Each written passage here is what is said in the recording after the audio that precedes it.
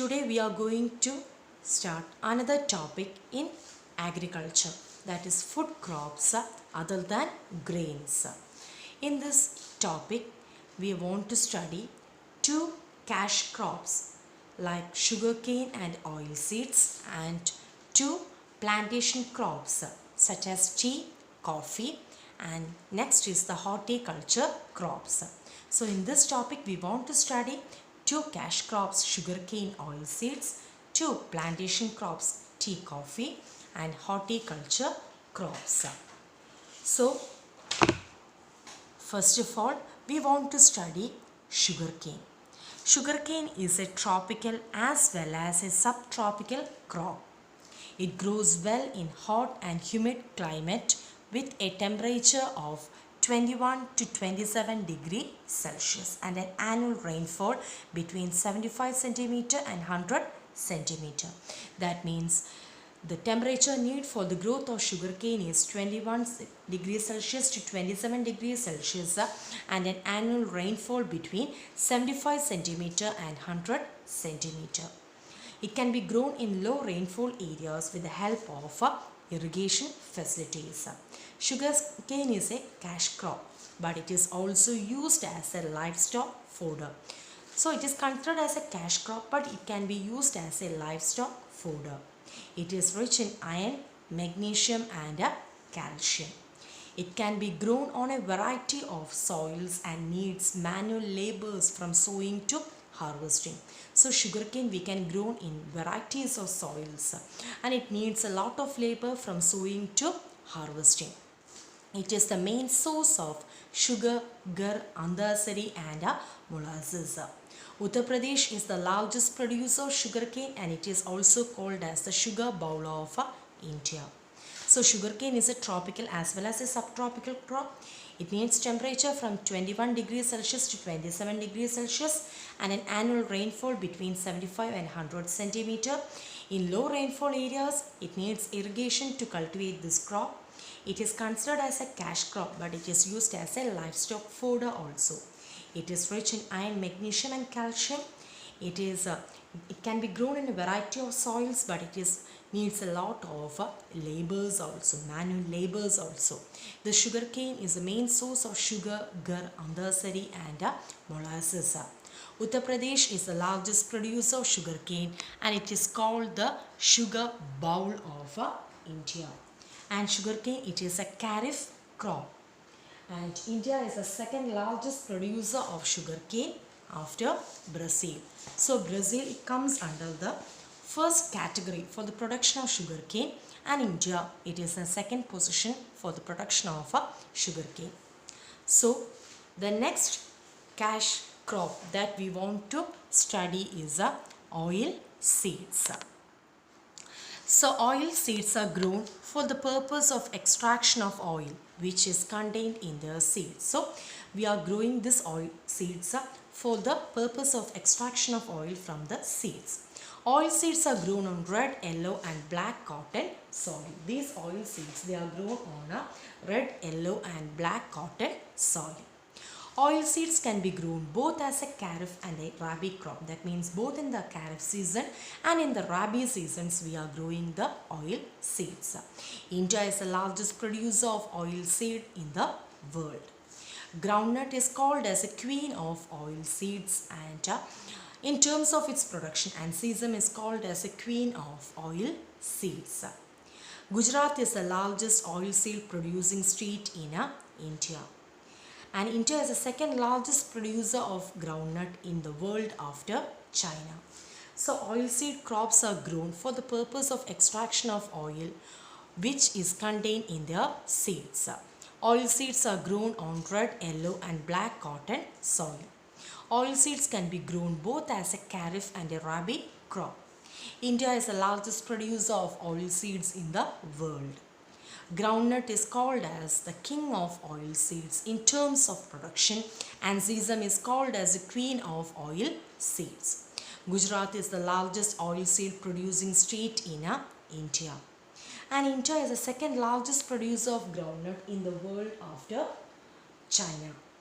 And there are a lot of examples for this oil seeds like mustard, coconut, sesame, soya bean, cotton seeds, linseed, sunflower, all these are examples of oil seeds. The oil seeds are also used for the production of soap, cosmetics and ointments. So oil seed is also used for the production of soap, cosmetics and ointments.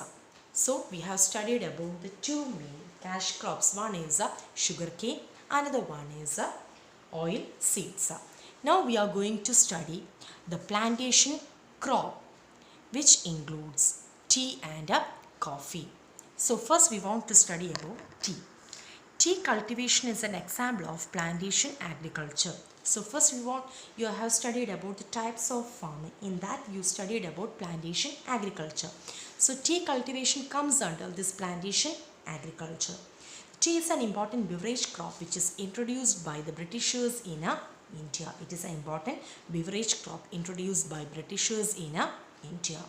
It grows well in tropical and subtropical areas and climates like deep, fertile, well-drained soil rich in humus and organic matter. That means it grows in the subtropicals and tropical climate areas with deep, fertile, well-drained soil rich in humus and organic matter. It requires warm, moist, frost-free climate and frequent showers. That means a warm, moist climate and frequent showers are very important for the growth of tea. It is a labor-intensive industry. Assam is the largest producer of tea and Gujarat is the largest consumer of tea in India. India was the third largest producer of tea after Turkey. So, tea, once again, tea cultivation is an example of plantation agriculture. It is an important beverage crop introduced by the Britishers in India.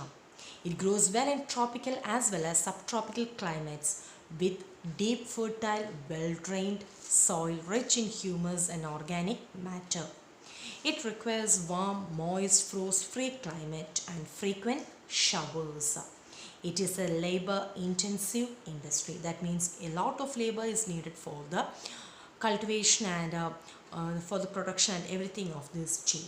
India is the largest producer of tea in India and Gujarat is the largest consumer of tea in India.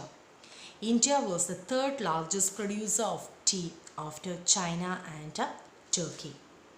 So the next plantation crop that we want to study is coffee. Coffee grows well in cool to warm tropical climate with a rich soil. So it grows well in a cool to warm tropical climate with a rich soil. India produces 32% of the world's coffee production. So India is producing 32% of the world's coffee production.